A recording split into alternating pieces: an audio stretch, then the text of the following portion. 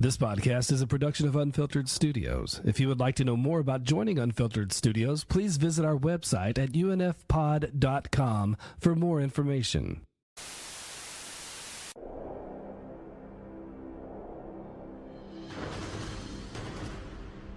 In a city born of corruption, an elite unit embarked on a mission to destroy the greatest criminal conspiracy of their time.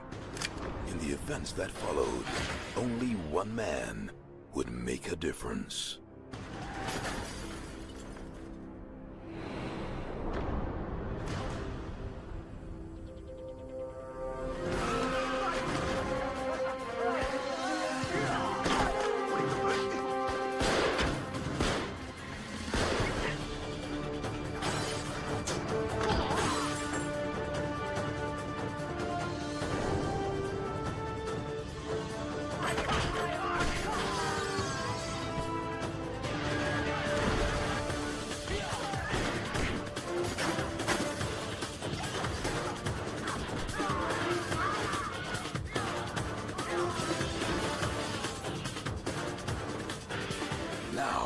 Experience Jackie Chan, the star of Rush Hour 2 and Shanghai Nights, in the movie critics are calling pure entertainment, crammed with incredible stunts.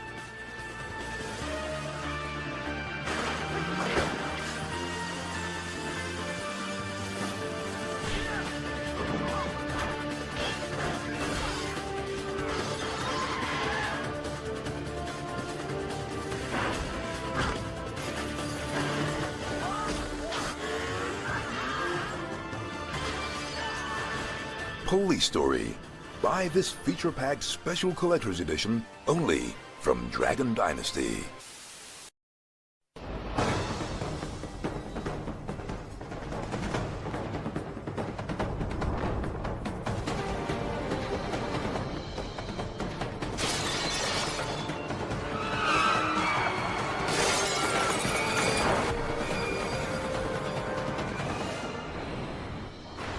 In an age of international terrorism, their greatest threat came from within. Now, their last line of defense is the man who will risk everything to take back the city he has sworn to protect. But when every second is life or death, only one thing is certain. His darkest hour will unleash his greatest courage.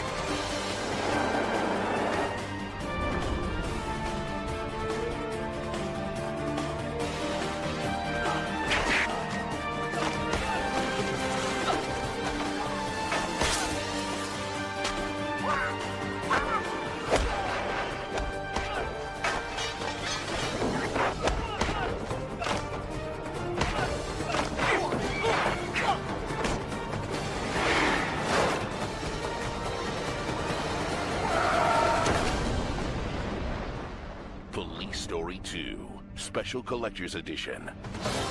Exclusively from Dragon Dynasty.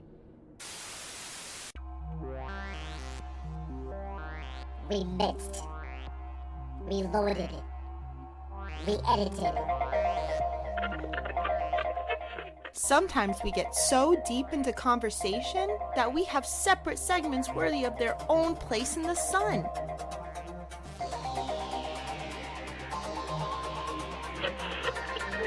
Here is a reshuffled mini-episode.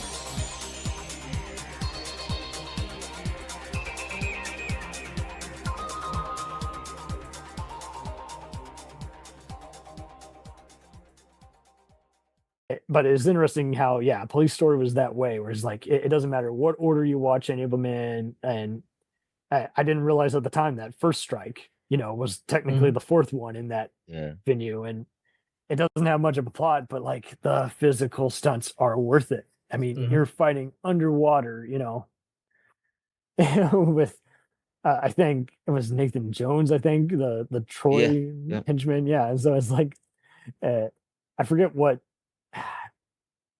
it's interesting how they're fighting underwater while, it wasn't a whale, was it? like he's stopping these guys who got like a nuke that they've smuggled in. It's always funny how he's like early to the party and the law enforcement is just there to just finally finish the movie. Like they're always there's a reason he's a super cop. And yeah, it was a shark pool. That's what it was.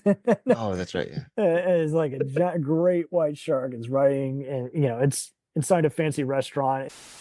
When you see a Jackie Chan movie, like just like we were tailoring it off of all the different personas, when you tailor it off Jackie Chan, he really did allow all his other supporting players to have a lot of comedic moments. And yeah, I forget how many injuries he sustained in the finale of the First Police Story, where he is like sliding down like a pole. I know he burned his hands coming down. He actually burned his hands. I had no idea. I thought it was just, the typical movie magic. And I gotta say though, for like when you see, even if you see a scene, I've tried this before. It's always by accident, but it works every time just to show you the magic. When you were watching a Jackie Chan movie muted, you're still laughing because you're only imagining your own commentary and what's going on. Like I kid you not, like one time I was setting a DVR to record Shanghai Nights, and my brother is watching in the background and he doesn't even know the context of the scene. He just is seeing the sun. It's like, that's so fucking cool. And I'm like, and same deal. Like I think Rumble the Bronx or some earlier Jackie Chan film, I'm going to say it was probably, I'm sorry, I'm blanking. Dragons Forever. That was a great one. Oh, and it's like great end fight scene. It's a great end fight scene, and it's so wild.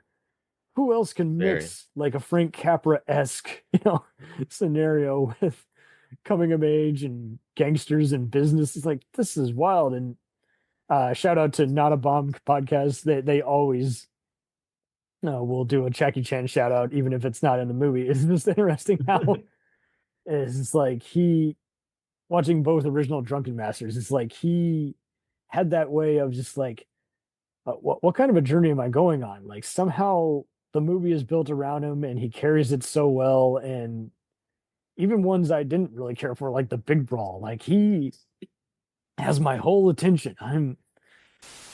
It's interesting how Hong Kong movies will often have a lot of underground kind of crime gangs distilling the most expensive gold heists. And I always loved how they would work in like a British criminal who's just an excuse for them to get in a fight with and then kill. And but yeah, that was interesting. I think they finally released a Blu-ray of Supercop 2. And did they? I think I'm seeing one on Diabolic DVD now. So well, I'll have to be. That's out of stock. Damn it. Well, you have my hopes up. Check eBay now. But I actually recommend that one. It's dorky at first, but like, and much like the first few police stories, it might be slow by today's standards, but you'll really love the payoff in terms of just. And I've seen it years ago, and I don't remember much about it other than the Jackie Chan cameo. Yeah, it was kind of a one and a done, just an excuse for Michelle Yeoh to be dramatic and be a tough cop. Stanley Tong back in the director's chair, so there was handful of stunts on occasion. They weren't needed, but they sufficed. Be a 6 or light 7 out of 10 type movie. I think that's why I liked it in Supercop, that she had comedy to work with. It's kind of hard to when you're playing off Jackie Chan, but at least her character still, like along the way, slowly, softens and says, "Okay, cool. I'll be funny as well." And they make a cool buddy duo. But like then, even in Police Story, the first one. That end fight, there's just like little things, when someone would get punched in the face, the head would hit glass and glass would shatter, and I don't know. Oh, and it was just very, very satisfying. It was very satisfying. The Foley was good, but the stunt was still real. The Police Story stuff had a lot of people jumping off a glass, and I mean, if anything, in Supercop 3, you got to see alone for how Jackie has to stay on top of the bad guys' helicopters and rope it, to a train, just as an excuse for the bad guy to still fight him. It's just, and part 2, of course, had all kinds of other just bonkers chases. We'll return after these messages. Do you ever find yourself thinking about who would win in a fight between Goku and Superman? Hi, I'm James Gavsey, and on the Who Would Win show, me and my co-host Ray ignore anything important happening in the outside world and debate fictional battles between characters from comics, movies, and video games. We got a new show every week, and almost always am I the winner. Yeah, not true, Ray. In the past, we've discussed such matches as Captain America versus Darth Vader, Solid Snake versus the Iron Giant, classic matchups like RoboCop versus Terminator, and even the Muppets versus Sesame Street. That one was crazy. So if you're a fan of geek culture and love a spirited debate, check out the Who Would Win show wherever you get your podcasts, or check us out at whowouldwinshow.com.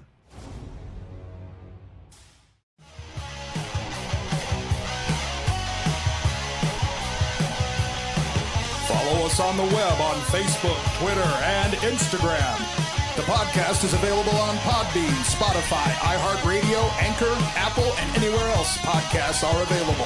Feel free to review our show and leave comments on any of those sites. Thanks a million for listening. It's a jacked up